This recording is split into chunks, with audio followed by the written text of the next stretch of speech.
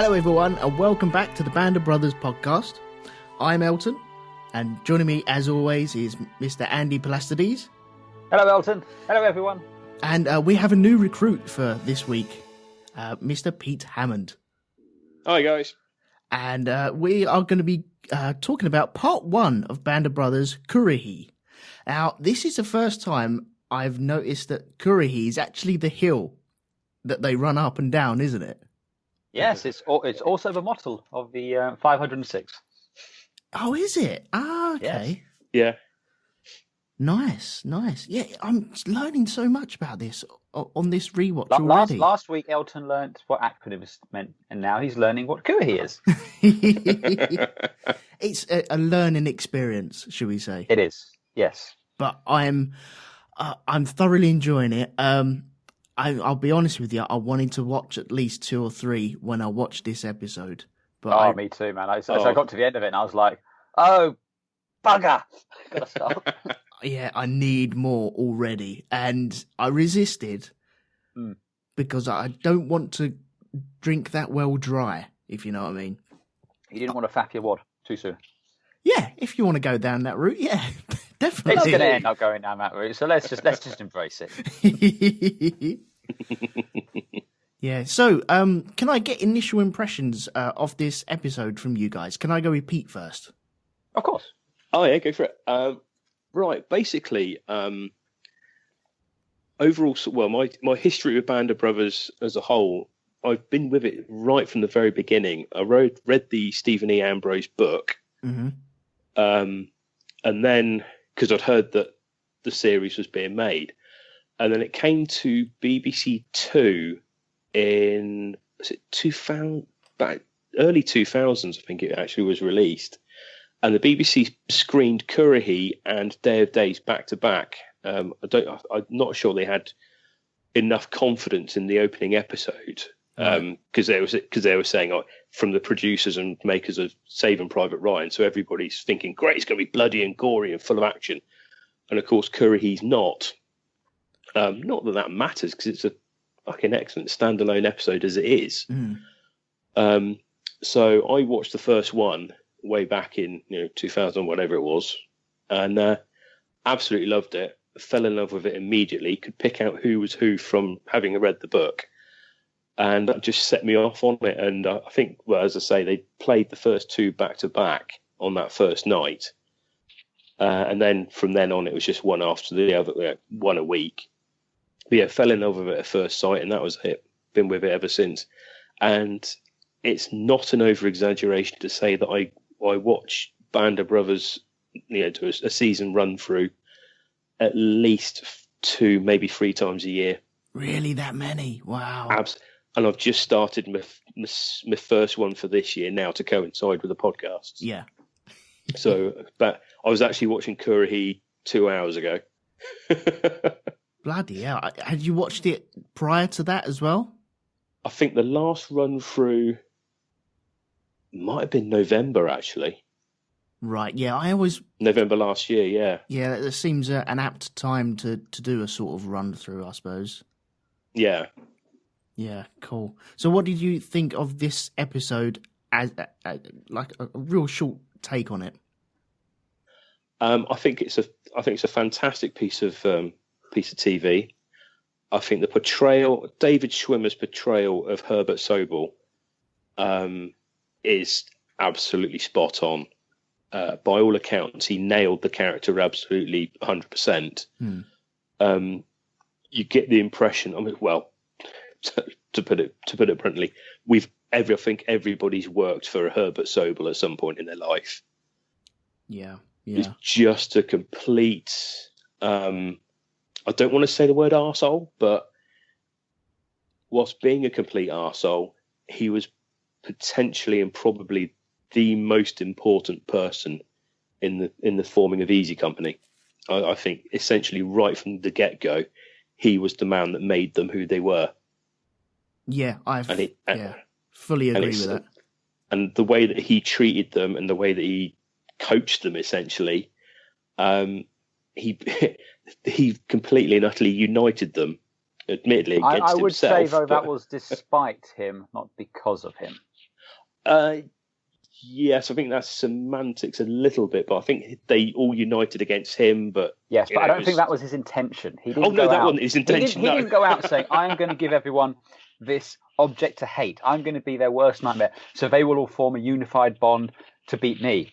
No, yeah, no. He was a cunt, mean, yeah. and because he was a cunt, they all fucking hated him. But before we start being too hard on him, do you know what happened to him after the war? Yep. Yeah. Good. Yeah. Yes. So, whilst I will admit that he was a complete arsehole, you kind of temper it a little bit from what happened to him afterwards. So. Yeah. The whole failed suicide and what have you. Yeah. So, Andy, what about yourself? How did you take this rerun of this episode? Oh, it's great. It's kind of like, visiting the family home after being away for a while, or putting on a really comfortable pair of slippers. It's comfortable when you put it on. The characters are all there, and it's just great. It just feels good. And it's just a masterpiece of storytelling. I mean, if you think about it, one of the faults, and I think we've mentioned this on the Saving Private Ryan cast, was you're trying to introduce these characters and their backstories against the backdrop of the invasion, against going off on the mission. And, it's a little bit exposition-y in places. Mm-hmm. It just feels a bit shoehorned in. But by building up like they're about to drop them and it's cancelled and they have this lovely little flashback, you get to meet all your principal characters. Instantly we know everything we need to know about the character of Winters. We know Nixon. We know Sobel. With the NCOs, the regulars who we're going to come to know throughout the season are all there. We're getting a sense of their personalities, which is great. They're kind of fully formed from the get-go. And they sound and behave like real people.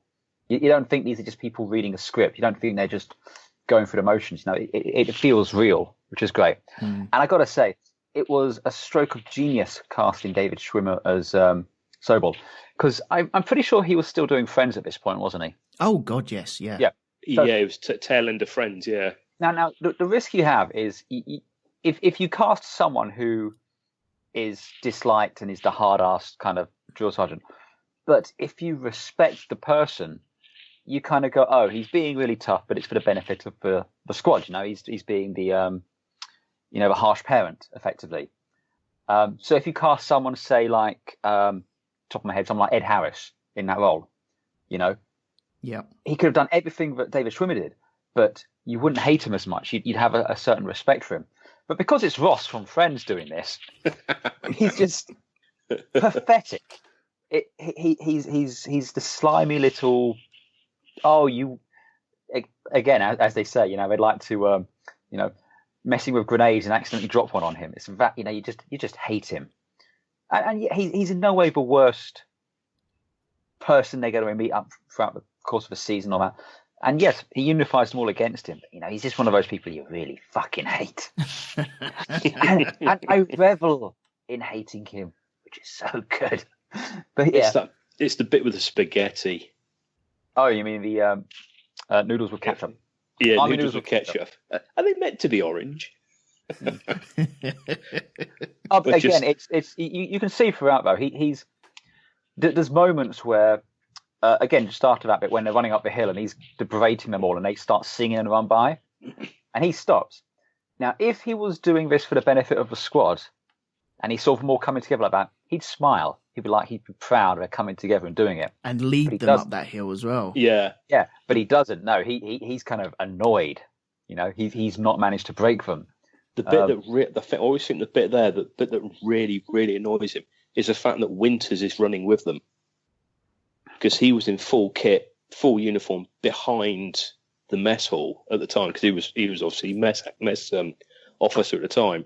So he got changed into his PT gear as well and ran with them. And I think that really hammers it home to Sobel that, I really am a bastard and these people hate me. Well, you saw when Winters gets promoted. Oh, yeah. Again, he's almost annoyed, insulted. How dare you promote him on the day when I become a captain? And it's the way he puts the insignia on his collar as well. He really sort of thumbs it in, doesn't he? You actually see Winters get pulled about. Mm-hmm. And it's that real kind of I don't give a fuck about this. You know, it's just... Yeah, you're ruining my day. You're stealing my thunder. So petulant and petty. Mm-hmm. Yeah. Well, for me, I have to agree with both of you about the way that he's portrayed in this. I think Schwimmer really nails it so completely well. And I have to agree with Andy about, let's say, put Ed Harris in this role. You would naturally just understand his motivations. They'd have a sense of command presence about them. Yeah. Which... Kind of like Arlie Ermy in Full Metal Jacket. Yeah. He's there to be that bastard character, whereas you put Schwimmer in, and it's not so immediately obvious. But he plays it so well. And you do end up not despising him, but you can see his character building and the way he operates. And like you say, when he's pissed off that Winters joins the crew to run up Currahee, it's just it's knocked him so badly. He hasn't broken them. He hasn't broken them down and then build them back up. He's bonded them guys, and he doesn't feel within that bond either. Yeah, and it just plays it so well. I think this is a marvelous episode in the whole structure of the thing, because it is just an hour of character building. Mm-hmm. That's all it is. Well, the great thing is, though, because they've done it now, and again, it's entertaining in its own right. You know, we get to know these people, but it ends perfectly. You know, it ends with the invasion, which is great. Mm. And it means when we get to the next episode, we don't have to go through the whole, this is Lieutenant Winters. What you don't know about Lieutenant Winters, though, is he's a straight shooter. He's a Quaker. He doesn't drink. He doesn't fraternize with his men. No, he's you don't have to do any of that shit. We know it. No, that's all done, isn't it? Yeah. Exactly. Yeah. It's out of the way. It's like, this is effectively the preface for the series. This is these are your people. This is what they're about. Okay, fine. And when they drop in new characters later on, fine, we get to know them throughout. But Lieutenant Winters is the audience's prism, I suppose. You know, we're seeing things through his eyes largely. And it was important to really get a sense of him and also how the men view him. And they did it absolutely perfectly. Mm. Well, what do you think about the whole flashback episode of it, though?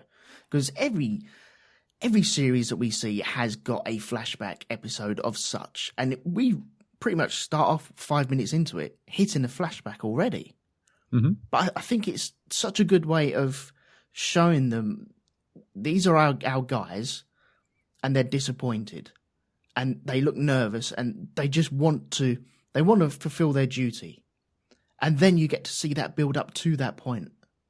And I don't think it's so much they want to fulfill their duty so much as they want to get it over with. Yeah. It's a whole, it's been built up, they've been building to this moment, and again, it's been scrubbed, and it's just like the adrenaline's up, and then bugger. Yeah, they'd rather just get it over and done with. Yeah. Especially if you're Garnier. Oh, yeah. See, that comes on later, doesn't it? Oh, yeah. Now, man, that's heartbreaking. Utterly heartbreaking.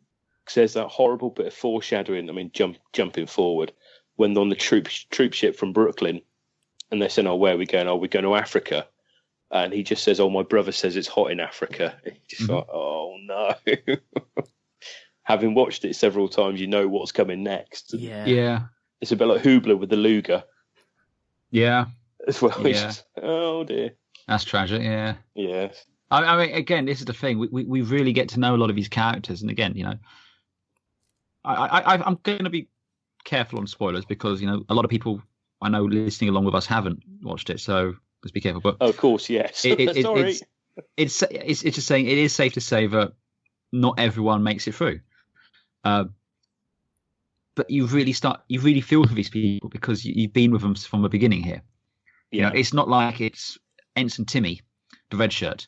No, it's you know these people's names, their backstories, their families, their loved ones, and it is really harsh later on. And I think a lot of it is down to this first episode, where you just have that brief moment to just kind of be introduced to people and get a sense of it. Yeah, no, I totally agree. Well, should we jump into the actual episode itself then? Yes. Yes. In the immortal words of Captain Sobel, hi ho, silver! Okay, June 4th, 1944. Is this how do we pronounce this? Upholstery. God, pottery. Where? A pottery. A pottery. God, I sound like It's, an American not knowing how to say Leicester Square. Leicester. And Edinburgh. Where is a pottery then? I need to Google Maps this.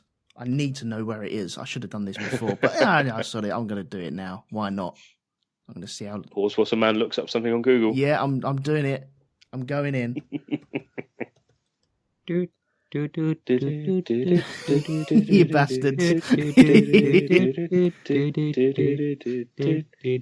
Well, no, I'm not going to tell you now. I'm not going to tell you. Oh, it's near Exeter. Yes, I was going to say it's southwest. Yeah. Okay, right. Now I know exactly where we are. That's good. I feel more comfortable. As a point with this, a lot of the airborne stuff, both British and American, was based in the southwest. The majority of the Horsa gliders, which is what we see crashed in Saving Private Ryan, actually took off from an airfield that's 2 miles away from where I grew up at Tarrant Rushton. Ah, okay. This huge airfield, it's absolutely enormous, and they tow the gliders off from there. Is that what that was in Saving Private Ryan, a glider? Yep. Yeah, that was a glider, yeah. Right, okay. So that would be towed behind anything C-47. really. Usually C-47s, but and then they'd detach them once they got to a certain speed and altitude, and then just let them drop. Not drop, but glide in. Mm. And then obviously as well, you had guys jumping out of C-47s as well. Oh, that's fast. See, I didn't even know that. That's fascinating. I love it. I love this world building that I'm getting from this as well this time round. It's flipping brilliant. I love it. Okay, so I know where we are now. A pottery. That's fine. We're at an airfield, and they're told that it's no jump tonight. Now, who is saying this? Was this Buck saying that there's no jump tonight? No, it was the commander who replaced Sobel. Oh, Lieutenant Meehan. Yes. Yeah, there you go. Yeah. Okay, yeah, so they got no jump tonight, and then they all end up in Channels the cinema. fogged in, covered in rain. No jump tonight. Yeah, foggy and just... Strong winds over the jump site. Yeah. Which really didn't make any difference anyway. But, yes, but they didn't know that at this point. No, they didn't know, no. But yeah, they end up in the cinema, and you can see the stress on everyone's face. And this is the first time I've seen Fassbender. He's one of the faces in the cinema, isn't he? This is pretty much the who's who of the British acting elite, basically. You got everyone in this at some point. Yeah, it's quite funny as well, because it's one of the things, like obviously you've got Fassbender, there's a few fairly hefty Hollywood names come into it later on as well. But even people like Hubler, he was in British Gas adverts. And Cobb was in Wicked adverts, that horrible iron brew flavoured alcohol. Oh, right, okay. We've got a Simon Pegg doing an appalling American accent.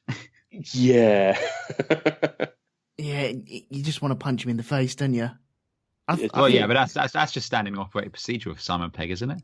It is now, yeah. He's not Khan. He's not playing Khan. Fuck off. I'm glad you guys said that. Simon you Pegg, were thinking it so loudly, So. Yeah, you could probably hear it from here, couldn't you? Okay, so then we're flashing back to 2 years earlier, and we're introduced to Sobel. And I think it's such a good character entrance that you know how he operates. You know what his mandate is straight off the bat. He's picking holes in absolutely everything on anyone. Any reason to pick a hole and revoke their weekend pass is utilised in this scene. Can we just very briefly just step back a touch, though? Just what sets up the flashback being Lieutenant Winters and Nixon, who I think it's important because this is the first time we really meet these two. Winters being effectively our main protagonist. He's the guy we generally follow throughout, and Nixon being his best friend. and they're just reminiscing about what time it is back home in the US, mentioning Chicago. Happy hour. Happy hour. And they mention Sobel was from Chicago, and that's when we get the... Anyway, do carry on, Mr. McManus. No, it's just the entrance of Sobel, the way that he's picking. It's the way he walks in as well. He doesn't make eye contact with anyone. Yeah, he's almost bowling in. Well, he bowls in, and he comes in with purpose, but he doesn't look anyone in the eye. He's afraid. You pick that up very straight away. He's scared of the men. Right. I didn't get that. I didn't get that he was scared of the men. Oh, okay. Maybe not so much scared. He's scared of them not respecting him, and he doesn't want that to show. Ah, yeah. But you can see the way he walks in. He won't make eye contact with anyone. And again, as you say, he's just picking on people for the hell of it because he's the big fish there. He can do whatever the fuck he wants. Yeah.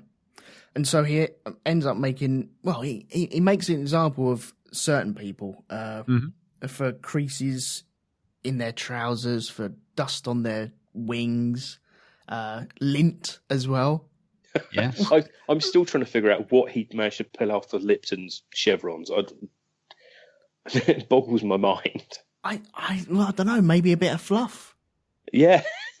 That's all I can think of. A bit of lint was sat there, and you can catch that from anywhere, crying out loud. And yet he decided he wants to pick holes.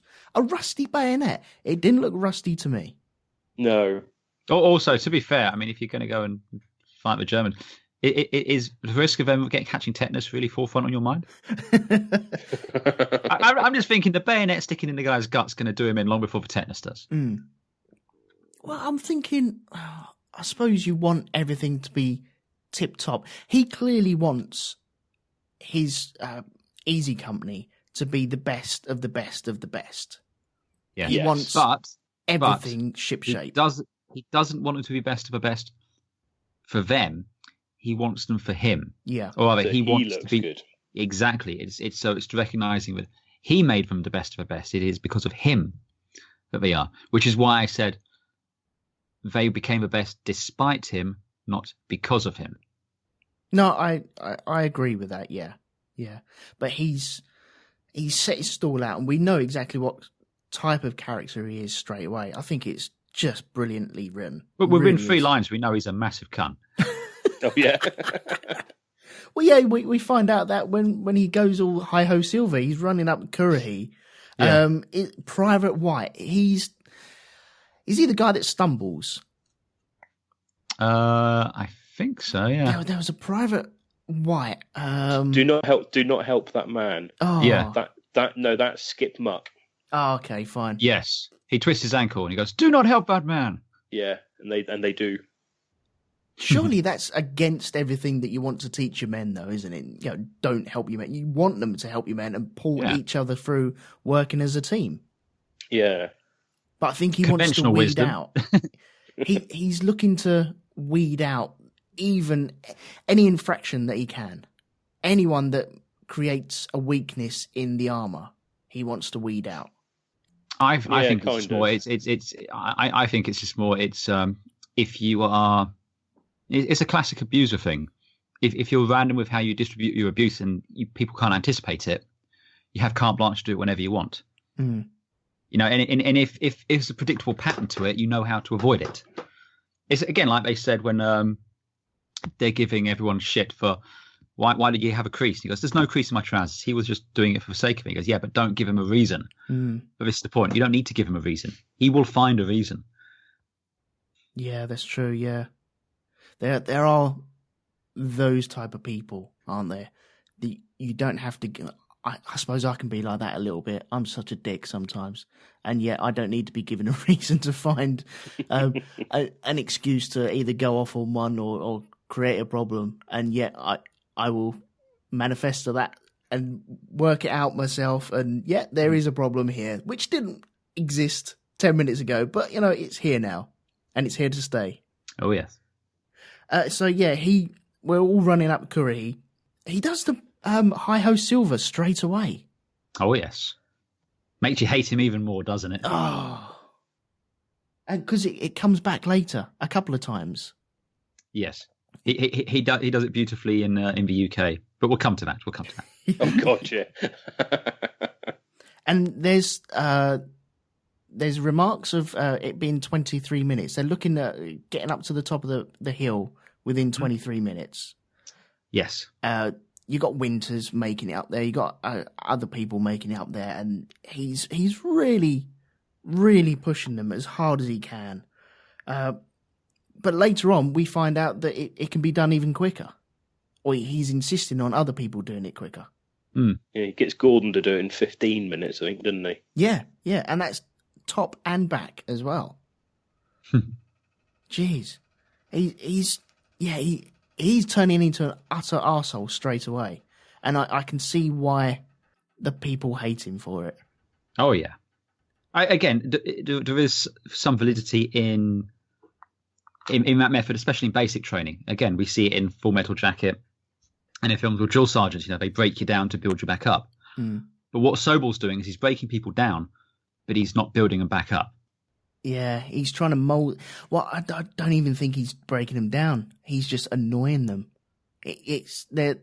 There's certain ways to break people down and to build bonds and to build teamwork. And I think he's more creating teamwork between the guys against. Well, you get the impression without Nixon and Winters there, though, it would have all gone to shit. I mean, those are the two which are holding it together because, again, like when Winters is told he has to infract 6 men. And he infracts 6, and he goes, well, why did you pick those 6? Well, it was their turn. And, they all respect Winters and they understand that that's just the way it is. But he is the one that is fostering camaraderie in the platoon. He is the one that's, and the rest of the company. So, yeah, I think if you took Winters and Nixon out from the squad with perhaps a couple of lieutenants in the same vein as Sobel, the whole thing would have gone to shit. No, I totally agree. He also does the empty the canteen trick as well. Oh, yes. He ordered them to march in full packs without drinking. Someone drank, and, pretty sure that's a health and safety violation these days. Yes. And plus, he did it to Magneto as well, so, it's asking for it, really. Oh, yes. I'm glad you said Magneto. I had just had visions of Magneto traveling back in time. This is actually Magneto in this. No, this is what turned him against humanity. It's Captain Sobel. Because he was working at one point. What he does actually work with Professor X as well, doesn't he? Yes. Yeah, he turns up later. But no, I don't want to spoil that later. Crying out loud. Oh, dear, it's so hard not to spoil that. But I just like to think that Magneto did travel back in time, and then this was his Nazi hunter type thing, because he was doing that in what was that first? Inglourious Bastards. No, not Inglourious Bastards. The where he was Magneto. What's the first X-Men? The remake ones. First Class. First Class, yeah. And he goes all Nazi hunter on them. Oh yeah. Doesn't he go to Australia? And he finds 2 Nazis out in the bush having a beer? Maybe, possibly. Yeah. I can't help but feeling, though, we're getting a little off track. No, yes. Okay, fair enough. Fair enough. Yeah, okay, so Sobel makes Gordon do the run up the hill again in full pack after not having a drink out of his canteen. And then the guys, you can see this bond building between them. The guys join him and help him up. No, that's later on. That's Gordon. That's later. That's Gordon. Yeah. This is when Winters gets called up and he's like, "Are you trying to undermine me in front of the men? You're going to pick out 6 people and give them infractions and tell me what they are." And he's like, "What infractions?" And Sobel's like, "Find some." Oh, that's right. Yeah.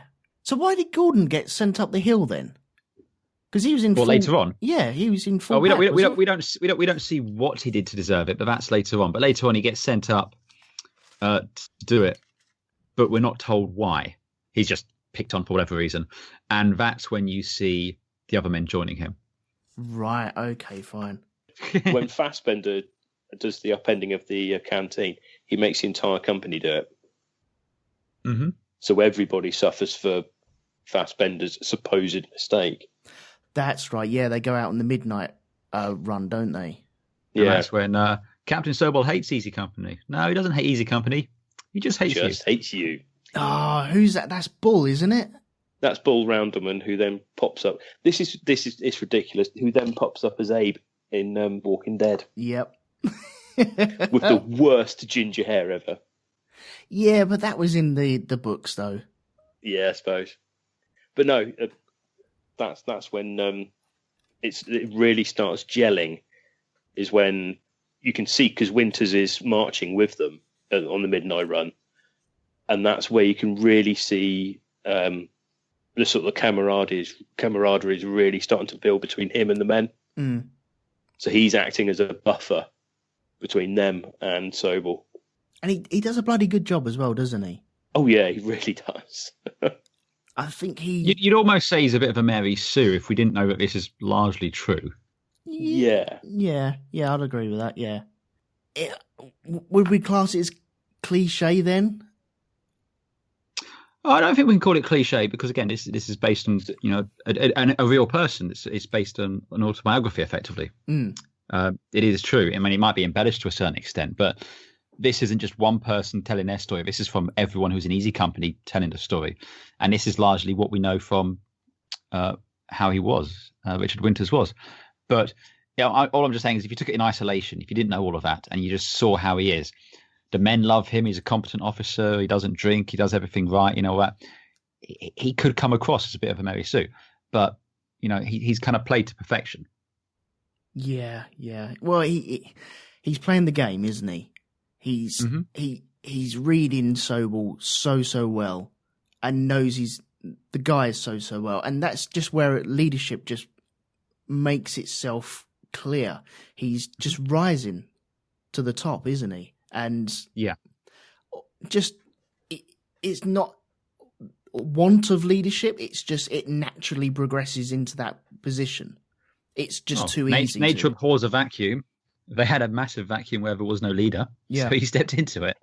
Yeah. No, I totally agree with that. Totally agree. Okay, well, we have Simon Pegg pop up as well. Oh yes, as Sobel. Yeah, what is the name of his character? It would be Evans. Oh, god damn you. Beating me to it.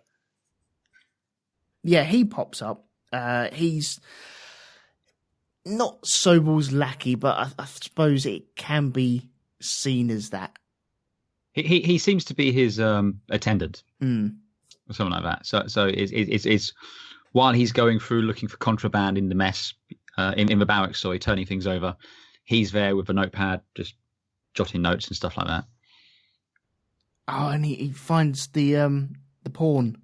Well, there's the porn, the 200 prophylactics, the It's ham. a can of peaches. Can of peaches, yeah. This is not peaches. This is government property. Nixon, your pass is revoked. Contraband. You always hear him go, oh, man. Well, later we find that we're glad that he didn't go through Winter's footlocker as well. Yeah, VAT 69. Yes.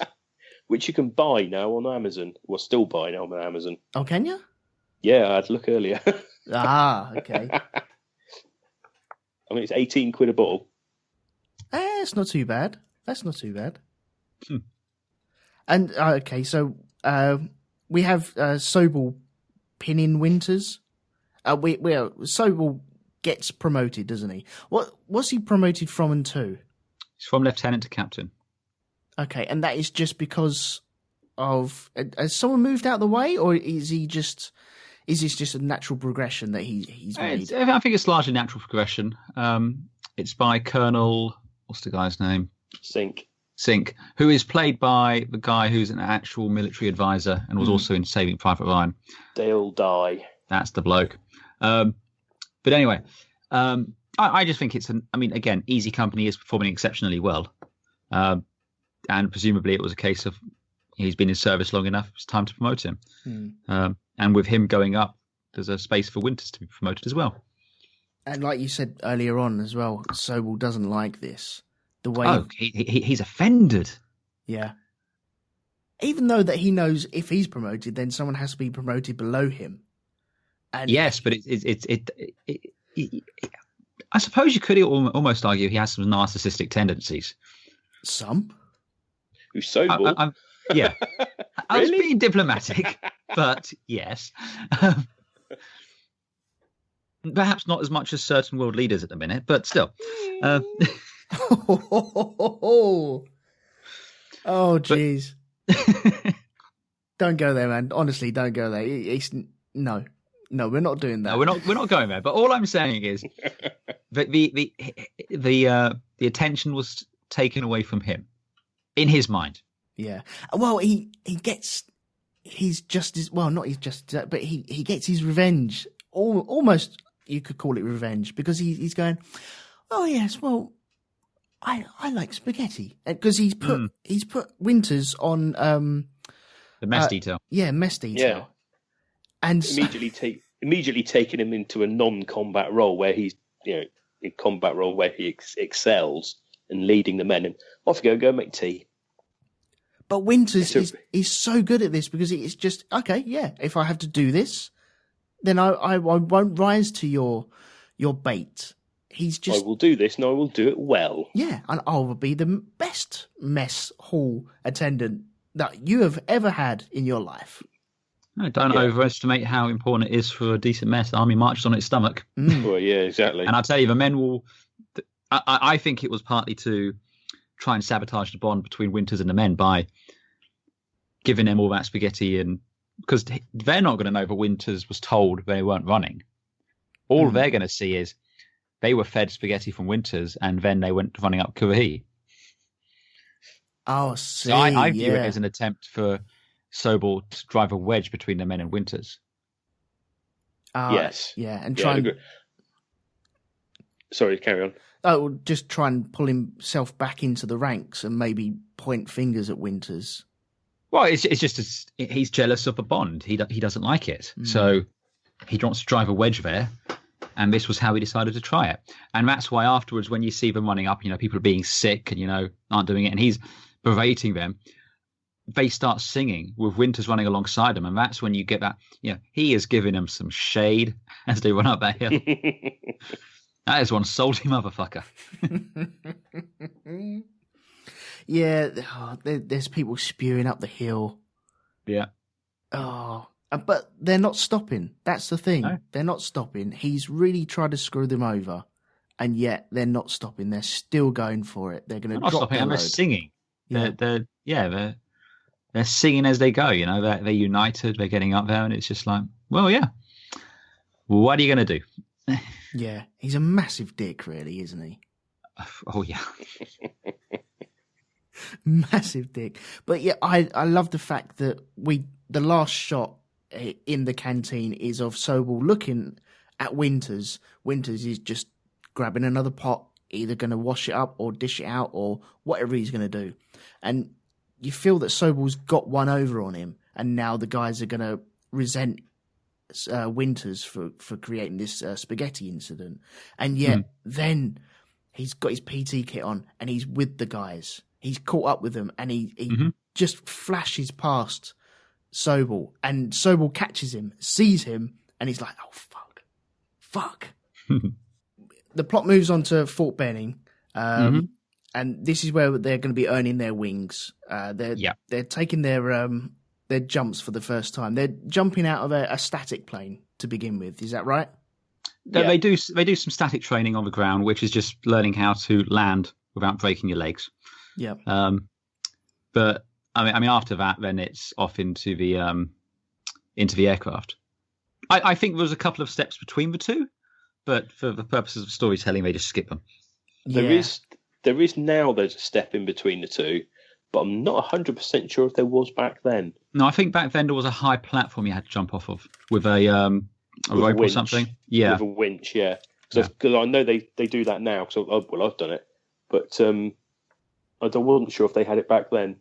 But it would make sense for them to have it, because that essentially, on the ground you learn how to land properly, bending your knees and all the rest of it. But then the second stage is you jump out of, it's about, I want to say 50 foot up, Mm-hmm. and it's on a weighted winch, and it simulates the speed that you'd be hitting the ground at.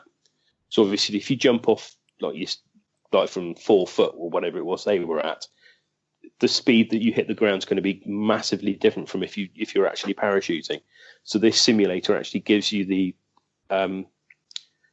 it essentially gives you the shock of actually hitting the ground at the speed that you would be if you just jumped out of an airplane, but in a controlled fashion. Ah, okay. Yeah, that's interesting as well, yeah.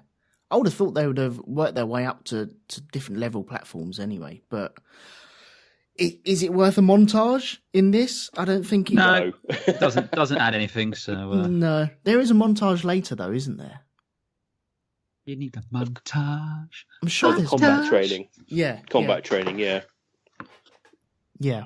But, you know, it's easy because, it's easy. You can see Sobel, and he's picking holes in everything. Himself. Yeah, yeah. Where he's picking holes in people landing, and you would have broken your legs and such. And you can see he just doesn't relent on. There's no praise given. There's no building up of people. It's just bitching and moaning and having a go at people. He's a stickler for everything perfect. And if he doesn't get it, even if he does get it, he'll still find something imperfect about it. And he doesn't relent on that. And you can see that in every single scene that he has. But do they get up into the planes then, don't they? And they are C-47s? Yep. Yeah. And we can see people checking themselves in the line on the plane, and they turn around and say, well, okay, if you refuse at the door, that's it, you're out. You have to do 5 jumps to qualify. If you refuse either on the plane or at the door, you are not going to be a paratrooper. You'll probably get shoved into infantry, I would have thought. There's no ifs, no buts, no coconuts. Yeah, basically. Yeah. Yeah. You can go and join Tom Hanks. Yeah, yeah. On the beaches. Yes. Why not? Go and play on the beach. Oh, actually. No, let's move over that. So Sobel, he shits himself. He really does. Mm-hmm. It's that classic sort of thing. He's all mouth and no fucking trousers. When it actually comes to doing the job for real, he's not got a clue. The bravado just falls away, as you'll see later as well. But as soon as he gets up in the plane and actually has to jump, it's something that he cannot control. It's a situation he cannot dictate. So he immediately just shits him. Yeah, he's just the nerves take. I mean, jumping out of a perfectly functioning aeroplane is a scary thing to do anyway. But it's just the added fact of I've been the big balls, I'm Billy Big Bollocks, I've been the big I am, and oh shit, this is something I'm not in control of. And he's not first in line either, is he? And he's not first in line, and it's a great leveler. We're all in the same plane here. We've all got to do the same thing. Yeah. And if I'm terrified, I'm not sure if he was terrified of heights or what, but basically he had to jump. The others kind of had the option if they didn't fancy it, they could get kicked out or whatever. It wouldn't matter so much. But for him to refuse at the door, that'd be it. He's lost them completely in his head. I mean, he's never really had them, but in his head, it's this is it, and it's not something he's in control of. And I think that's where the bravado fails immediately. Yeah, he almost refused at the door, didn't he? It was, I think he refused. There's hesitancy. Yeah, he refused as much as he could before he had to go, before it could be classed as a refusal. I believe the technical term is and clench. But this is great foreboding to what will be happening later. You can now see. Oh yes. You can see chinks in the armor of this very stern man. It all bravado and just cold as ice. And now you can see a little waver, and the guys tap into that as well. And it's noticed very, very quickly. yeah. But once they've all had jumps, then we get some drinks as well. Oh, yes. And this is where you can see other people come into the fore. There's the guy that does all the impersonations. And you can see the bonding between all the guys working between themselves. It's just they're not bitching or moaning, but they're recounting the stories and just bonding with each other into the group of lads that we will be following around later on during the show. And it quite nicely sets up different personalities throughout as well. Because obviously you've got the guy that, as you say, does all the impersonations, is mucking about, George Luz. His character is cemented there and then in that episode as kind of the company joker. You've then got what's his name? Johnny Martin, played by Dexter Fletcher, as kind of a very hard-nosed, straight-laced, no-nonsense sergeant. Yeah.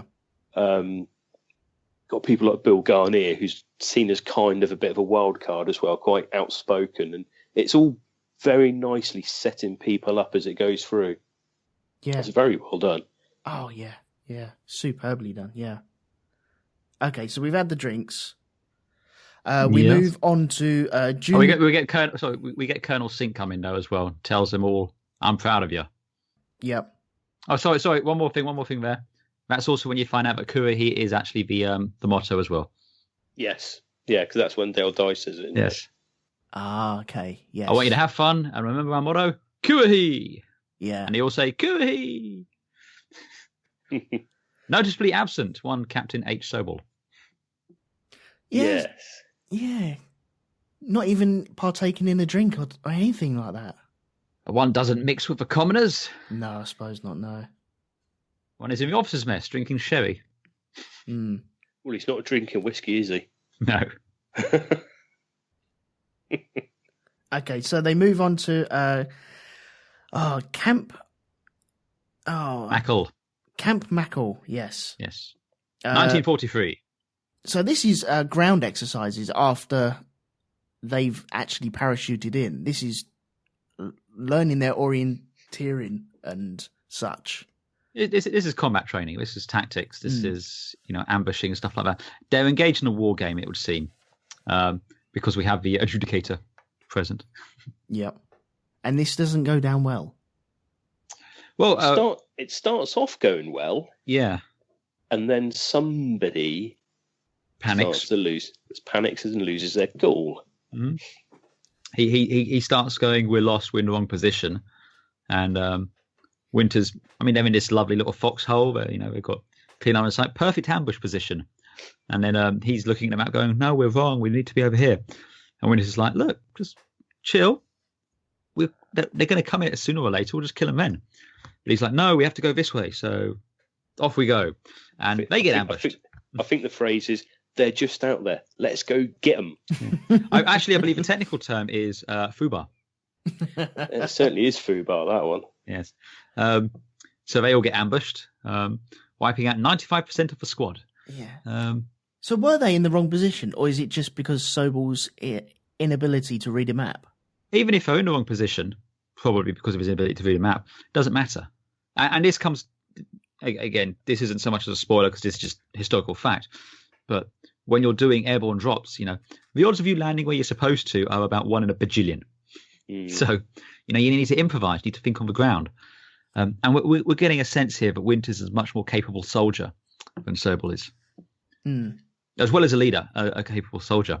One thing I thought was very telling at this point as well is when he's told that, he's been ambushed and he's lost 95%, Sobel's like rolling his eyes and going, "Jesus Christ."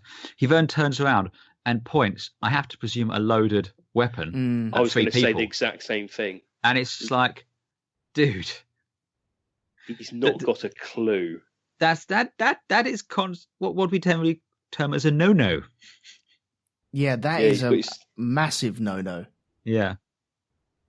Whether it be blanks or anything, you don't point at anything you don't intend to kill. Exactly. and yet he's done this. And he uses the point of three people. It's like you, and you. And it's just like, ooh, yeah. I always wince at that bit. Yeah. Someone is not very professional. Yeah. So after this, because you can now see the breakdown of Sobel's leadership, it is starting to wane ever so slightly. Winters is looking more of a leader in the eyes of the men than Sobel himself, even though we knew that. But Winters is really coming to the forefront as well. And you got Nixon, his best mate as well. And they're not griping about it, but another guy turns up, Harry Welsh. Sorry, I thought it was Wells. He turns up. Now, what does his role perform? He's there for some reason. Well, he's replacing Nixon because Nixon's moving off to the battalion HQ. That's right. Yes. Yes, Nixon's gotten out because I think he's connected, isn't he? It's certainly implied he's connected. Mm. He graduate from West Point? I think so. Yeah. Whereas whether the others are kind of, well, they're not enlisted, but they're sort of more volunteers. He actually graduated from West Point, so he's kind of earmarked for greater things, as it were. Yeah. Ah. He gets taken up to battalion. I think it's intelligence. Yeah. So yeah, he's off out, and Welsh is Nixon's replacement, and that's why he's like, is there anything I need to hear? You know, he's heard rumours about Sobel, and they just effectively confirm them. Right up until the point when Sobel walks in and they just go silent. And it's just, it's one of those really awkward moments. It's like, wow. But I think it's done so well, you can feel the tension in that room straight away. Sobel walks in and he's just about to chomp on an apple as well. And it's just, no, okay, we're addressing him. He wants everything perfect. We don't want to give him any excuse for anything whatsoever, do they? And no. Is it out of respect or is it out of just an easy life? Or is it a bit of both? Easy life. It's easy life, really. Yeah, it's easy life. Yeah, I suppose. But this is the build up to them shipping out, isn't it? Yeah, it's we get them on the train, and Nixon's all. I could tell you, but I'd have to kill you then. And Winters is like, then don't tell me. He's like, I'm going to tell you anyway. It's just like, you're a terrible intelligence officer. It's also when we find out that he's had the VAT 69 in the footlocker.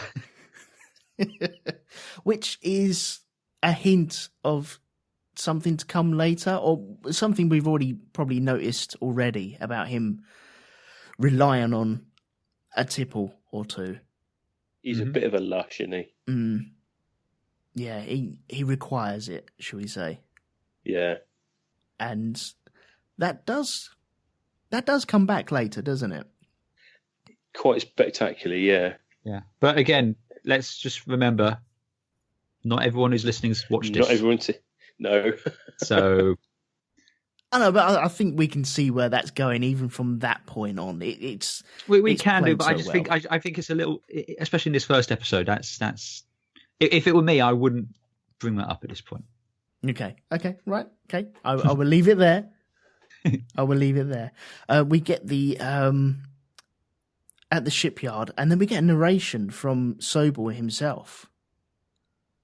Oh, it's the letters he's... It's the letter he writes, yeah. He was writing to families, telling them to, basically why their kids are pissing off to England for a while.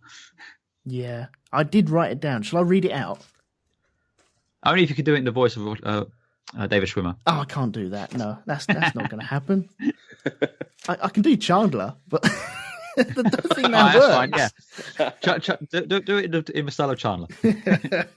No, I'll tell you, I will read it. He says, Dear Sir or Madam, soon your son will drop from the sky and defeat the enemy. Your frequent letters of love and encouragement will arm him with a fighting heart, with that he cannot fail, but will win glory for himself, make you proud of him and his country, ever grateful for his services in its hour of need. Colonel Herbert M. Sobel. And that's where we get to see the Statue of Liberty. He's still a captain. Did I write Colonel? Captain. Yeah. Herbert M. Sobel. There we go. I will edit that in a minute. Pay no attention to the man behind the curtain. So we see the Statue of Liberty as well. We also get a bit of a sense of the mindset of the men while they're on the ship, because we have it's Garnea and just talking about how it doesn't matter where we go, since the only guy you can trust is yourself and the guy next to you, as long as he's a paratrooper. And then someone mentions, well, what if that paratrooper turns out to be Sobel? And then there's a whole long line of people lining up saying, yeah, I'm moving down the line. And then we get into this whole, Garnet says he's not Catholic, basically says he's Jewish, to which you have Liebgott takes offence, but he says Sobel is Jewish. And they start a massive fight, which was, which I love, because there's other people just, someone called Liebgott. Playing cards, It's just... Fighting over Sobel, that's intelligent. It's probably the first time, I'd imagine. Yeah. Right, so then we move on to training in England. We're now in England. Yes. We're now in Allbourne. Green and pleasant land. A gorgeous opening shot with 2 Mark V Spitfires going over at low level. Like that. Yeah, that kind of got me me going. Better going. with real planes, not CG though. Sorry? Would it be better with real planes? Yes, absolutely. I don't know, as long as they put the right engine noise on it, I think it works out really well. Yes, Merlins, not Griffins. Thank you very much. Yep, it's quite nice they did actually get the right airplanes as well. Which would be based around there. Oh yes, yeah. Yeah. So this is a gripe about Saving Private Ryan. Oh yes, it is. So what is this gripe then? The gripe I have, and Andy will probably shoot me down on this one, but the gripe I have for the end of Saving Private Ryan, when the two P-51s go over after blowing the tank up, it probably wouldn't have been P-51s. It probably wouldn't have been, but you can't definitively say it wouldn't have been. But P-51s were engaged in anti-tank details. Yes, it would more likely have been an RAF Typhoon, but there's only one Typhoon left on the planet and it doesn't fly, and it's in Hendon. Yes, so it's easier. Around the corner from my house. So it's easier to get a pair of P-51s in, but they didn't have rocket rails under the wings. That annoys me. Right. I can't fault you on the rocket rail thing, but I'm just saying it could have been P-51s. And one of those P-51s is actually Swedish and was based at Duxford for a while, because he had a whiny supercharger. You can hear it in the film. Isn't that one that crashed? No. Okay. No, that's the Swedish one's still going. I love this. I love geeking out on planes. I think it's brilliant.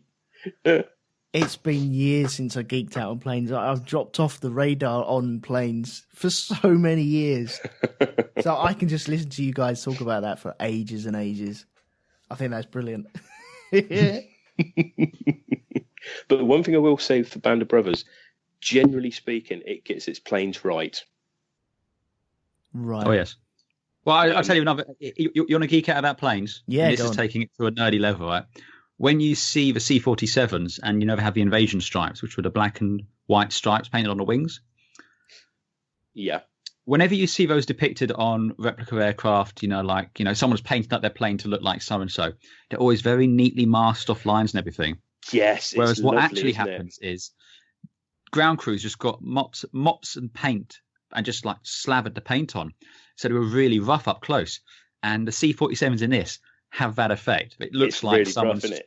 Yeah, and it's absolutely great. I noticed that when Winters was standing in front of one of them, wasn't it? And it did look, there was no masking tape or anything to straighten out that line. It was just thrown on there. Yeah.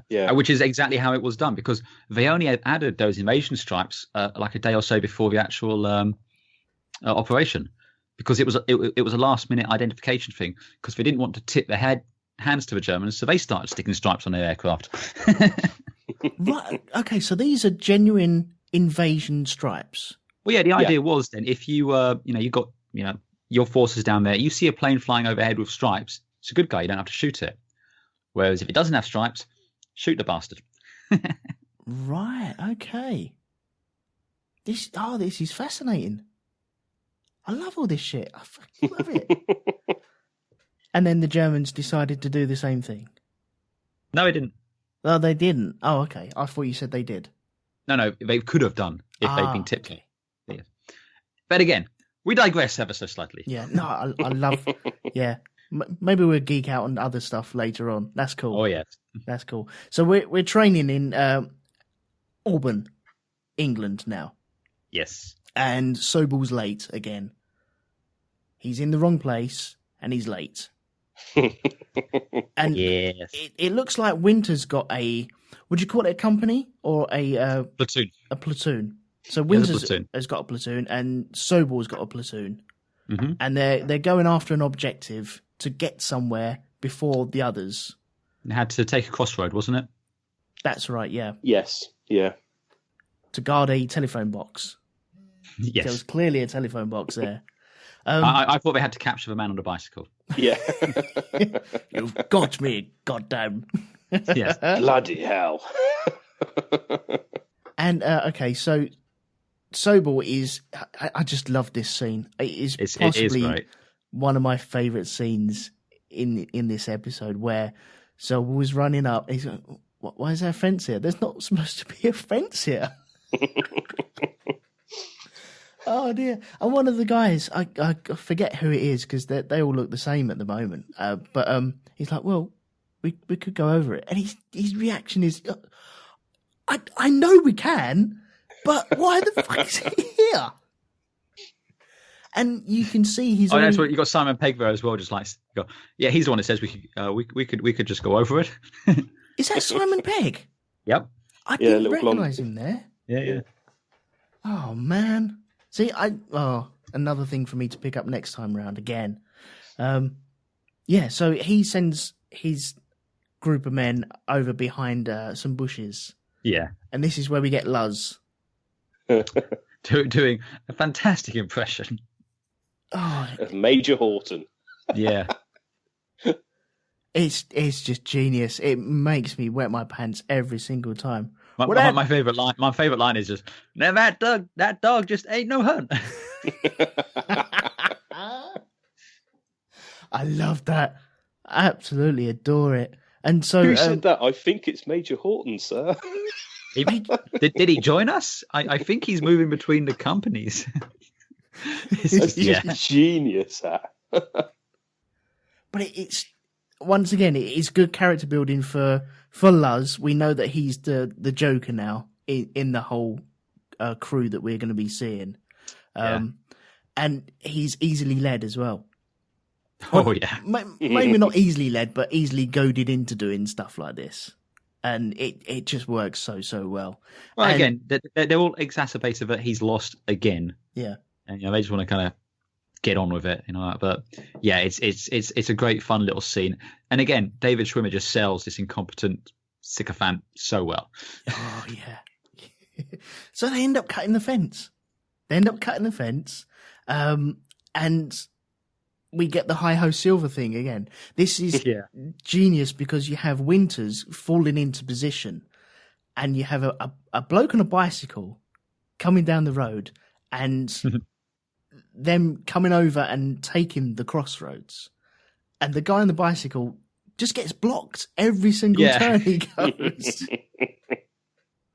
By the way, but for people in America listening to this, England is exactly like that. Every single street, every single turning is exactly like that. They actually film that on Regent Street in the middle of London.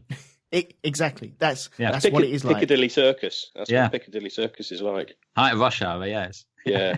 Yeah. And there's a gentleman on a bicycle. Always. And always. Red telephone box as well. All over the place. They just grow here. We don't manufacture them. They just grow. Oh, there's fields. There are fields, Neo. Endless fields. Of red telephone boxes. Yes. Oh dear. So Winters takes the crossroads. Next crossroad. We're just one platoon, and it was supposed to be of two.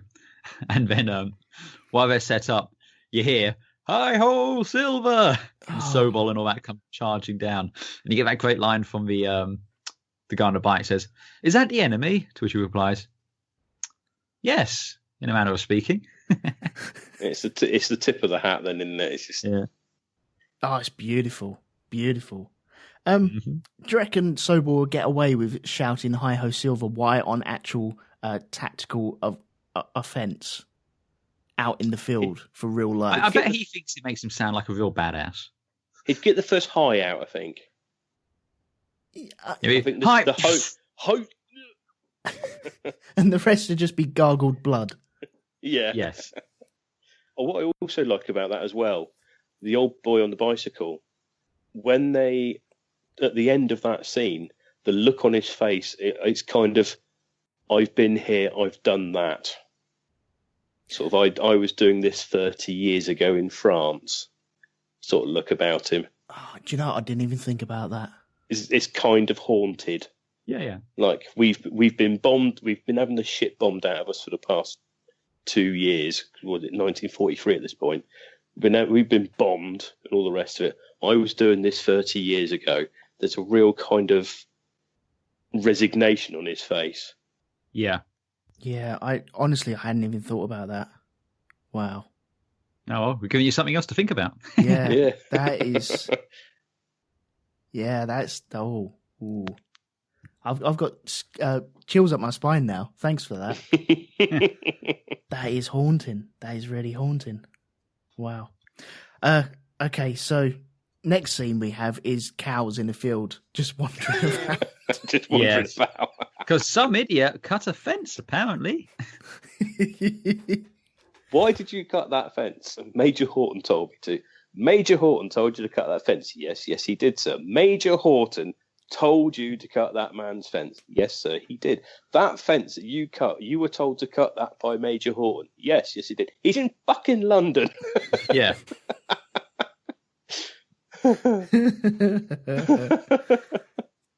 And okay, so then we have Simon Pegg, turning up to Winters, and he's dropping off a court-martial. Yeah. What is the court-martial for, though? Well, he states, Sobel states that Winters was derelict in his duty, in that he was issued an order from his commanding officer, and he failed to carry out the order. Now, that's when you get into the whole thing with Winters saying, well, no, I carried out your order. And Sobel effectively saying, well, I changed my mind and never told you. Well, he says, I telephoned, to which Winters replies, I'm stationed at a house that doesn't have a telephone. Mm. And then he says, well, I sent a runner and no runner found me. No runner found me. And then Sobel says, well, it's your job to anticipate what I'm thinking, effectively. Yeah. And then he's like, he's just trying to make a point. Again, he's sulking because Winters captured the objective without him. And says, look, just take your punishment, stay on base for a weekend, and it'll be fine. To which Winters says, no, I've now had enough of this shit. And puts in for court-martial. Yeah. We should qualify if people aren't sure. Court-martial actually just means a military trial, effectively. It doesn't mean he was going to be instantly kicked out of the military or anything like that. It just means there would be a trial. Which Sobel is trying to call his bluff on. Yeah. Essentially, yeah. And but it Winters backfires quite nicely. Yeah, it is sweet the way that you can see it in his face as well. When he takes the pen and writes, it's like what? Well, it's the way that Sobel is at his desk. He does look up to Winters, but then he's also looking around his desk as well, as if I know what I'm doing is shit. I'm just trying to get something from this situation. So take it like a man. You spend your weekends on camp anyway, so take it, and then we can move on. And he's don't he call him by his first name as well? Yeah, calls him Dick. Actually, calls him Dick at one point. Yeah, which is the only time as well, isn't it? Yeah, he did it one other time, I think. Yeah, and yeah, as you say, Winters deems not to. He wants the court-martial, and so he's dropped to mess duty again. Well, it's battalion mess duty as well, so it's kind of like he's effectively taken out of the company at that point. Right. To which point we get Lipton and a bunch of other guys. These are all the NCOs, effectively. Yeah, the NCOs, all gathered around a table, talking about what's going on, about Sobel, and they don't want to work underneath him anymore. Well, no, they're basically saying they will not go into combat with him. They don't have faith in his ability as a leader. I think he would get them killed. Well, and I think that's a reasonable assumption to make. Yeah, he would put them in a position where they could get killed. Yeah, essentially. Yeah. So they all band together. They write a letter and hand it in, saying that they.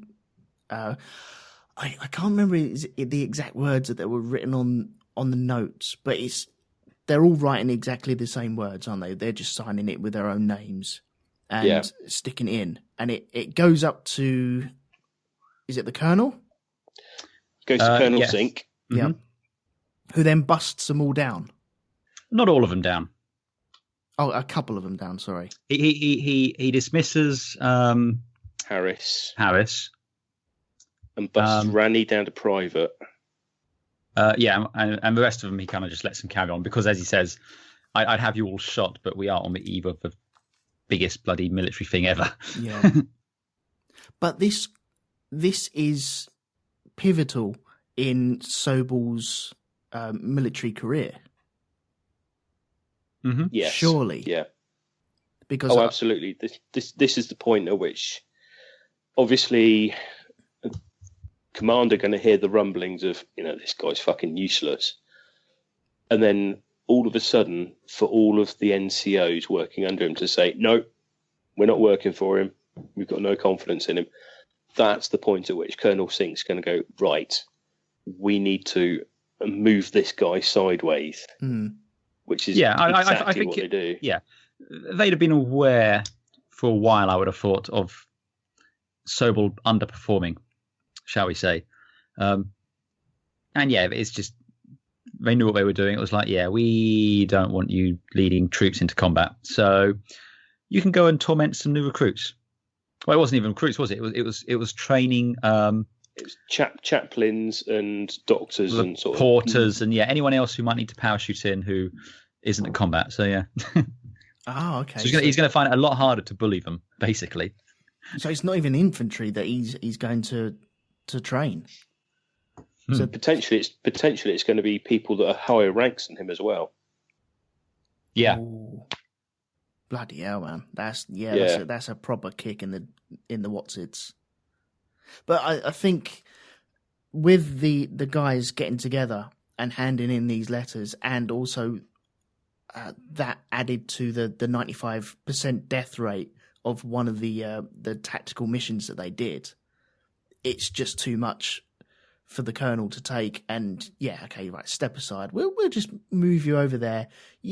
We don't want you in the field. It's just another body to bring back. Possibly, potentially, more body. You're going to create more mess more over bodies, there. Yeah. Yes.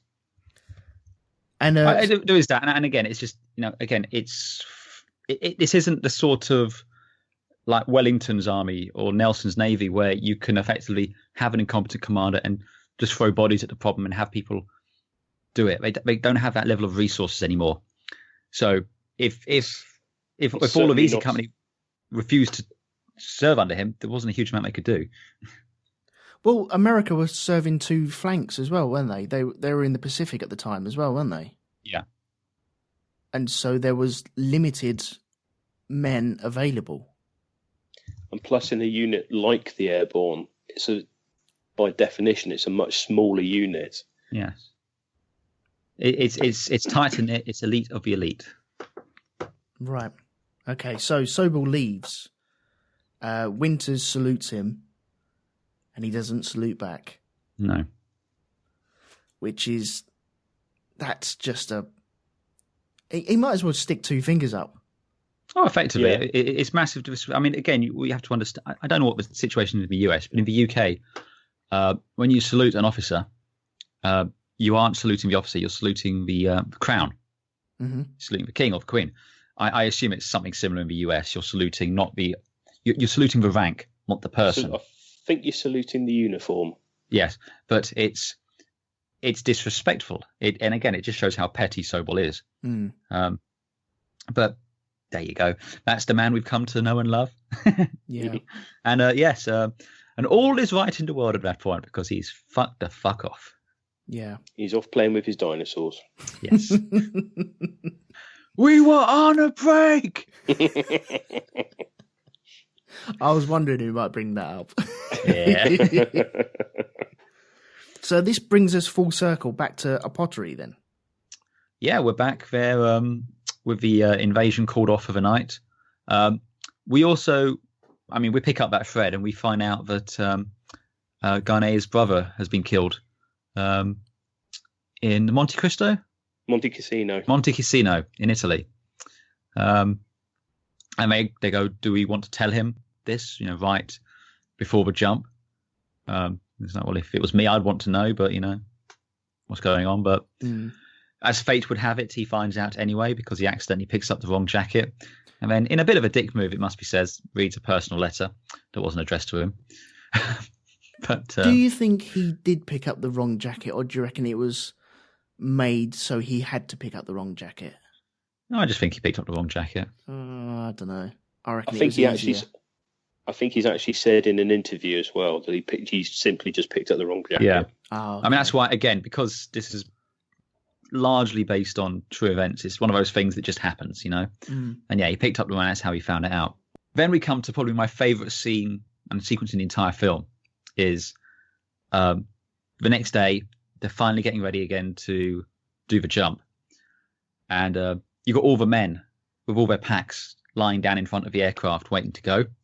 Oh, yeah. And then you have Winters picks, because they can't get up on their own, helps each and every one of them up, looks them in the eyes, grabs their hand. It's like a really good bonding moment. It's like, you just know if Sobel was there, he'd have gotten in the plane and fucked them, get up on your own. But, no, he helps each and every one up. And it's just a beautiful little moment. And again, it just really demonstrates the character and the integrity of, Lieutenant Winters. He cares about the men. Yeah, no, I totally agree. There's one thing we did just briefly miss. They learn 5 hours before of the actual task at hand what is going to be happening with the attacks on Utah and Omar beaches. Oh yeah, we recognise the beach. We know what's going to happen there. We've already seen what's going to be happening there, and I like that little tie that we have there. It's mentioned for a reason because it is from the same family, and I just love that.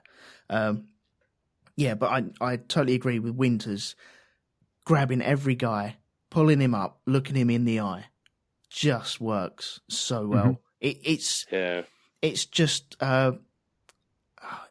it is the man himself, isn't it? It's beautiful, but it's also powerful. We had that nice bit of dialogue before as well when he was with, is it Buck?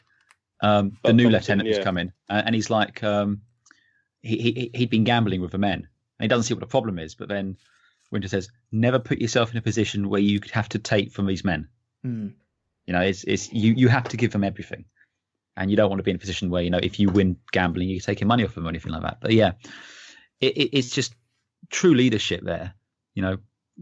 Natural instinct, and it's just fantastic, and I love it. But then we get to firing up the engines, and that music starts, and I love that fucking music. There's that one shot as well of one of the anti-aircraft guns as one of the C-47 goes over it. The way it's the way the natural light just catches it. It's clearly not long finished raining, but just the sun coming. It's just a gorgeous shot. It's lovely. And Tom Hanks is one of those guys on that gun emplacement apparently. Oh, is he? Okay. Yeah. He actually got dolled up for the day. Yeah, because you can see the guys on the gun shaking hands with the guys getting into the aeroplanes as well as they're leading up to the aeroplanes. It's just It's so well done. It reminds me of Memphis Belle, that whole when we're all taking off and everything. Yeah. But I love the music and everything. Seeing the aircraft take off. And I think we only had 3 flyable C-47s to doing it. Yeah, they did. They only had the 3 there. Yeah. That they could use. They had 3, and the rest of them are cardboard cutouts, effectively. And it's good editing because at one point you've got like 7 taking off, but it's the way they just sort of reran it and just went round and with the wizardry of cameras. Yeah. But no, it's absolutely gorgeous how it's done. And then you've got the other ones forming up in the background as well. Yeah. Yeah, and so they're off for the drop. Yeah, I mean, then you have... I understand why the shot's there, but it's the weakest shot in the entire film for me. It's that final shot when he's just like looking out the window, or out the door, sorry, and it just kind of pulls back the camera, and it's just... The CG's not dated terribly well at that point. But other than that, I can forgive it. It's quite. I mean, I know what you mean about it looking a bit crap and a bit cheesy, but it's there because that's kind of where that chapter in the book ends. Yeah, with Richard Winters actually saying, we're off to France and all the rest of it, and what he did is he just sat in the open doorway and just watched. Yeah, but I'd rather had a point of view shot. I'd rather have been over his shoulder looking out the thing than what we got. Yeah, panning out. Yeah, the panning out is just a little... I mean, you could still get the sense of the scale by just looking out and seeing the aircraft, looking down and seing the ships. You could have done all that. That would have been better, actually, yeah. Exactly, yeah. It's just that shot's just a little bit weak. But yeah. There is one shot that I thought was weaker than that. It's Winters writing by candlelight, where they crossfade it just before they fly off, and it just feels like a chocolate commercial. It just doesn't work for me. I know it's contemplating on what's going to be happening the next day and all the build up and the quiet anticipation of what is going to be happening. But wasn't that that's the end of a flashback, though, isn't it? I thought that was leading up to this. I thought that was the end of a flashback before we come back to the current bit. I could be misremembering. Right. Well, anyway, that's my weakest shot for this. I understand why on the CG front from panning back from the aeroplane, because I did go, oh, hang on, that looks a bit ropey. But I bear with it because I can't moan because I love it so dearly. Yeah. But yeah. Are we all... Sorry, Garen. No, go on, mate, go on. I was going to say, are we all given our weakest bits of the episode? Yeah, well, I've done mine, so what's yours? my bit actually runs over into a couple other episodes, actually. And it's the portrayal of English people. No. When you've got fair point, well made. Yeah. You've got the 4 guys coming across. You all right, me old China? Would you have an Evit? I was around the apples and pears the other day and I found his Sluga. He actually utters the phrase, "You're having a bath if you think you're half-inching that." And you're just like, oh, fucking hell. No, but we all talk about that. Be lucky, have a banana. It's, oh, fucking hell. But it rolls over. I'm not... one of them is a bit of actually 2 of them are a bit of spoilery.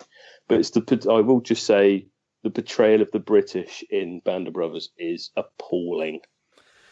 Which is ironic because most of your actors are British. Are British, yeah. But I can kind of understand why the portrayal of the British is so bad. It's because the book Band of Brothers, on which this TV show is based, is written primarily from first-person accounts. So the interactions that the Americans would have had with the British would have been seen how they're portrayed in the show, if you see what I mean. Because there's one, and this is a bit of a spoiler, but later on in another episode there is a bit where somebody goes to collect his kit after it's been washed. I'm not going to go too far with it, but the woman actually seems very standoffish and very brusque and like she doesn't give a fuck, which obviously is how that person would have potentially seen that person, how that with that interaction. But I don't think the writers or indeed the character at the time would have understood that we've seen all this shit before, mate. Right, And there's kind of a reason why. I mean, the funniest one, in that scene, there's a girl in the background actually doing washing up and cooking and stuff. And my grandmother would have been that girl in the background. And she hates Americans. Well, hated, she's dead now. But she hated Americans because of when they came over and all the rest of it. And there was a real sort of arrogance to them. So I suppose it works both ways. But no, the way the British are portrayed in Band of Brothers is quite bad.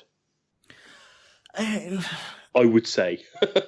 I get what you're coming from, but especially in another one later on, it really does grind. I kind of like it. I like that they think that we're all like that. Do you remember Independence Day? Do you remember Independence Day when oh god, yes. Tally ho, pip It's pip the toodaloo. Yanks. They've got a plan to take on aliens. What about bloody time? Bloody time. You know what the worst thing about that is as well? It shows they're flying F-16s. What the fuck? They're not flying F-16s. They're wearing tornado patches in their sodding arms. What the fuck? Yeah, bloody F-16 with a roundel on in the background. What the fuck are you playing at? You won't have a trouble giving it a British bloody registry number. You couldn't get the right fucking plane. I will say, though, Hollywood has got it right in one place. Have you seen the trailers for Dunkirk? Oh, yes. I've seen. Oh, yes. Seen you one. See when the Spitfires roll over. Yeah. Nolan's done his homework. Yes. I like that. Yeah, I'm looking for gravity-fed fuel tanks for you. Yeah. And the right colours. Oh, that's right. Yeah, because when they roll over, they splutter, don't they? Well, they starve because gravity-fed. Yeah. Yeah. But the other point I was making is the colours underneath the wings. Uh-huh. They're painted half white and Half black. half white. Yeah, which is what they would have been at the time. So I'm quite impressed by that. Why would they have been half black? Identification again. Instantly recognised from the ground if it's a friendly aircraft or an enemy aircraft. Right, okay. Because you think about it, a Spitfire is not massive. No. And if it's flying, air combat can anywhere from 30,000 feet down. It's going to be just a little speck. Yeah. Now, if it's half white, half black, you've got a good chance of being able to spot that. If you're trying to figure out if it's an ellipsis shape on the wing or if it's a more squared off shape on the wing, that's a bit more difficult. Yeah, it's going to be harder. It's split. It's why they paint on F-18 Hornets nowadays. They paint a cockpit on the underside of the nose. Do they? Only the Canadian ones. Only Canadian ones, yeah. Actually, maybe the Australians. I can't tell. But the Canadian ones do it. Yeah. I'm learning so much. This is brilliant. It's that split-second advantage-disadvantage. Yeah. It's why a lot of American gangsters paint their guns bright orange. So the police think it's Nerf guns. Yeah, okay. I've always wondered why they didn't. And they do it, yeah. And now they do. Oh, okay, fair enough. Yeah. So we've taken off. And we fade to black. Yes. But we also get a little bit from Dwight Eisenhower. Eisenhower, sorry. Eisenhower. Sorry, American listeners. That's all right. Well, maybe I should do it in my pomp British accent. do your best Churchill. Go on. Oh, no, I ain't doing Churchill, man. I'm not. I can't pull that off. That's not going to happen. Not the insurance dog either. Anyway, his letter. This goes out to everyone, doesn't it? Yeah. Yep. Soldiers, sailors, and airmen of the AEF. You're about to embark upon the great crusade towards which we have striven these many months. The eyes of the world are upon you. Good luck, and let us all beseech the blessing of the Almighty God upon this great and noble undertaking. Is it General Dwight D. Eisenhower, Supreme Allied Commander? Mm-hmm.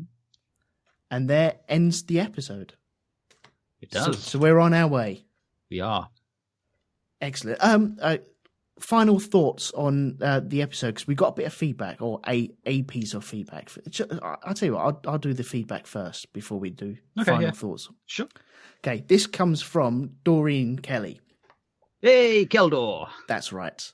And Who I believe hasn't seen anything past episode 1 yet, so apologies for the spoilers. No, well, I read today that she'd bought Band of Brothers from CEX. which was mightily cheaper than on iTunes. So, well Yes. played there. She got the tin box as well. I even haven't got the tin box. So, well played. I was going to say, I've got the cardboard one, but I chose the cardboard one over the tin box because I didn't like it. Oh, okay. That's interesting. I've got the tin box DVD and Blu-ray box sets. Yeah. Ooh, money bags. Yeah. Get you. Anyway, she says... Just bought a Blu-ray player.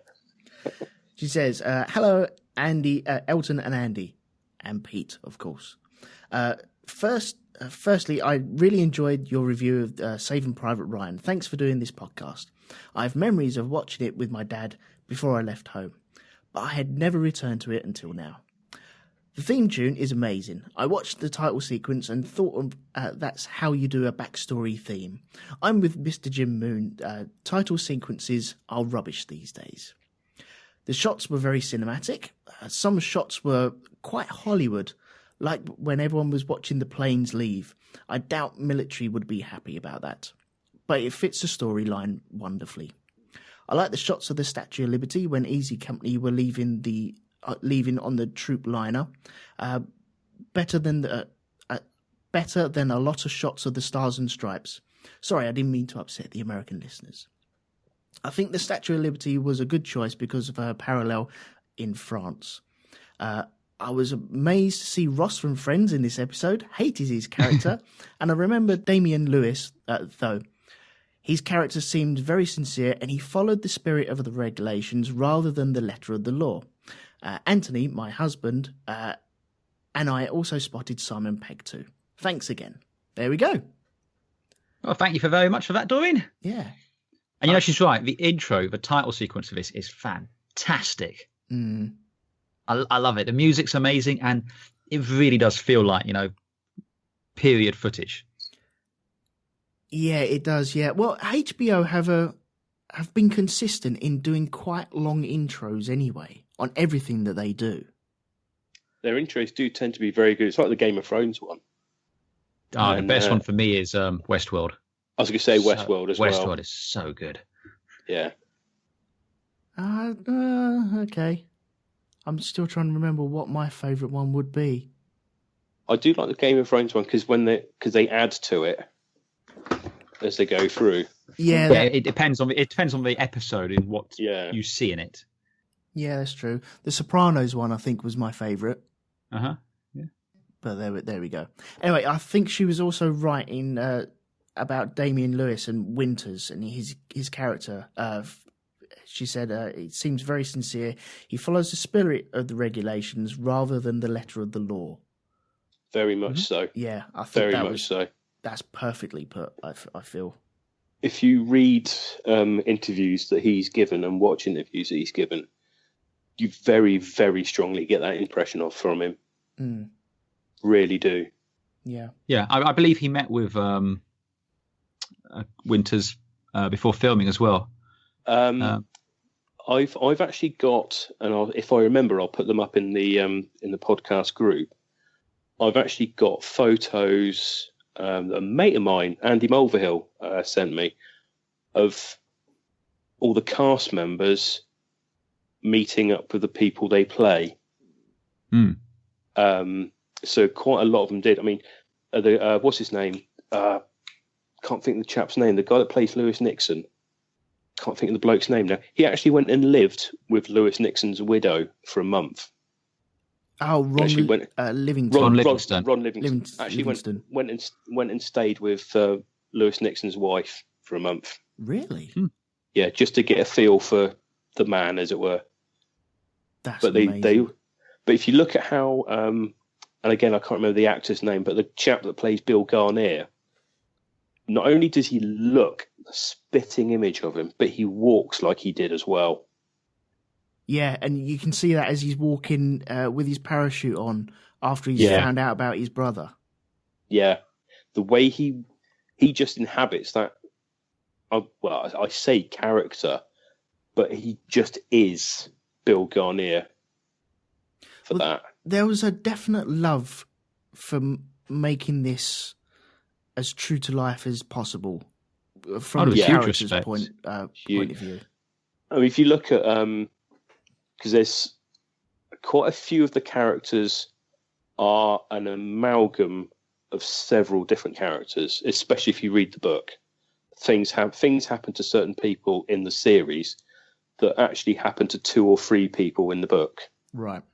But generally speaking, if the try and word this so I'm not spoiling stuff, but generally speaking, if the person survived the war, their stories tended to be pretty much 100% accurate. Right.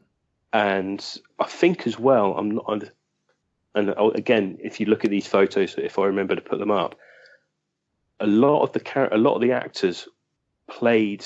They did one audition, and they basically said, "Yeah, well, we want him, we want him, we want him, we want him," because of the way they looked. A lot of the time, especially I say the chap that played Bill Carneer, Damian Lewis getting the part of Winters. Ron Livingston playing Nixon, they actually looked like the guys when they were that age. Right, okay. And they said pretty much everybody that auditioned got the part straight away. Certainly Michael Cudlitz as well, playing Bull Random, and he was just nailed on for that part. Which just really pisses me off when you have a show like this, which does the research and has the respect for the character, well, for the people and the source material. I mean, you get a shit like U571, which just goes and takes a massive dump over it for no fucking good reason. It's like, you don't need to embellish it. You know, even bloody Pearl Harbor, the Michael Bay one, right? It's just like, you don't need to go doing all this shit. Yeah, yes, I know you're annoyed, but I'm talking now. I get how... I get, you know, dramatic license, and I get, sometimes you might need to embellish elements or something like this, but this is so true to the story, because the story itself is entertaining enough. You don't need to embellish it. Just tell it how it is.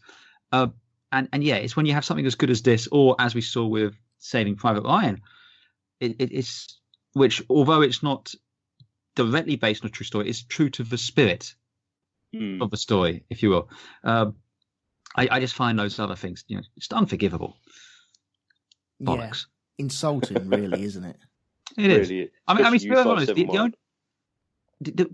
the one which I'll give the biggest pass to is the one which kind of gives up any semblance of trying to be a true war film, and is a war story, and it's just being a war film, and that's Inglourious Bastards, where there is no pretense whatsoever it's based on true events or anything like that. It's just a film set during the Second World War.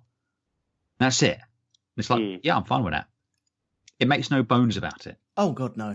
It's almost a parallel universe, isn't it? Oh, absolutely, yeah. And it's like, yeah, if you want to just go and tell your story, do that. Go and do a parallel universe thing and do whatever you want. But don't try and, serve up this shit and tell me this really happened, and then think a little 2-line bloody disclaimer in the credits is going to get you off the hook. No, I totally agree. Okay, right. Well, final thoughts. I'll tell you what, though. I was going to say before you give final thoughts, that was a nice little segue to talk about the bit we forgot at the beginning. Oh, yes. This is possibly where Band of Brothers really, really does shine. Is it juxtaposes the action of the actual show with interviews and pieces to camera by the actual guys that were there. Yeah, at the beginning, it has a little vignettes almost where they just kind of talk about why they're talking about what's relevant. Yeah, but they're talking about what's going to be relevant in the episode you're about to see. So in this one, it's about why they chose to become paratroopers. And we have the one guy saying it was because someone said, "Do you want to be a paratrooper? Don't know what it is. You want to jump out of a plane?" And they're all like, "No." I said, "We'll give you an extra $50." That's like, well, it's double the pay. I'll do it. Yeah, it'd be me. What's interesting with this, though, is no names are given as to who is actually speaking. No. Yeah. It's just a fella talking to you with a black background, no rank, no name, no indication on who this person is. It's from a viewer's first watch on this, it is just eyewitness accounts as to how things unfolded. But we don't know who's who. And I think that's important. That is just getting across feelings direct feelings to the viewer straight away, and it could hush a room, I feel.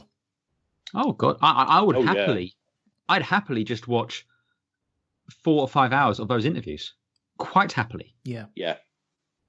One of the discs in the DVD set is pretty much an hour of that. They actually follow a couple of the survivors around some of the places they went, which is very, very interesting. But certainly, I should have said right at the beginning on my initial thoughts of the show, I think that's the thing that grabbed me immediately, was the BBC Two logo faded out, and faded in was the guys talking about why they became a paratrooper. And then you have the credit sequence, and then we're off and running. That really sort of grabs you, because it's a stark black background with one person talking to camera. And it's done so well. And you can't help but just think, you just grabbed straight away. It tells you that it's important. Yes. Without even saying it, without hinting at it, it's just, no, you need to pay attention to this. Yeah.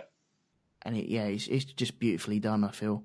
But I hadn't noticed that there weren't any names up, and I think that is really important as well for later on. So it is.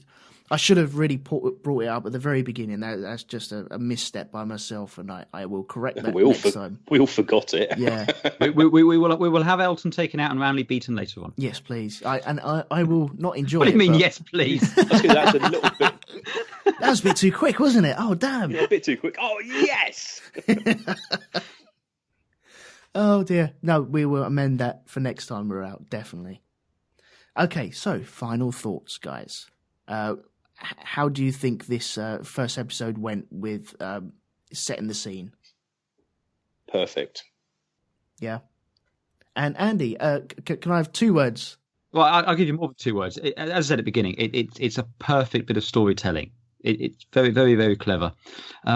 I do think, though, this is definitely an episode which it usually benefits if you go straight into episode 2. Yes. Because this literally goes straight into episode 2, unlike later episodes where there might be a bit of a gap between them. A bit of time will have passed. Again, as soon as this episode, I instantly just want to go straight into the next one. But didn't. And again, I think that's how this was kind of like the feature-length first episode. You know, I think the first 2 episodes of this were supposed to be viewed back to back. But as aside from that, I just think it's fantastic. Like I said at the top of the show, it's like meeting up with an old friend. You know, it's someone that's been with me for the last 15, 16 odd years sort of thing. And I just every time I put it on, I feel comfortable with these people. You know, it's just again, I don't want to go into this sort of thing, but it kind of reminds me of a simpler time. You know, yeah. If there were Nazis, you punched them. That's all I'm saying. Got your brass knuckles. I could do with some brass knuckles. I could do with some brass knuckles, yeah. We could do with some brass knuckles nowadays. It's true. Oh, okay. Right, well... what did you think of it, Elton? What did I think of it? I think it is the perfect way of introducing characters without the need of any explosions or anything like that. It's... DC could do with watching this. It's a war movie without the war, and it works so well. It works so well. It's a great introduction, and it's not what you're going to. It's not hinting at what's going to be coming in front of you in the next 9 episodes. No, it really doesn't. Unless you know what's coming, you couldn't guess. No. You can't. Going into it cold, it's a real shocker and a real eye opener as to what. I envy people who are able to watch this cold. I really do. Yeah, I'd love to be able to just watch this for the first time. Sorry, hang on. I envy people that are watching this cold because I'd love to be able to watch this for the first time again. Yeah. I wish I was doing it all over again. But hopefully there's some people joining us along the way and going through it, and we'll enjoy it and find a firm love in their life that they can watch this again and again from now on. Oh, yes. It's quite funny.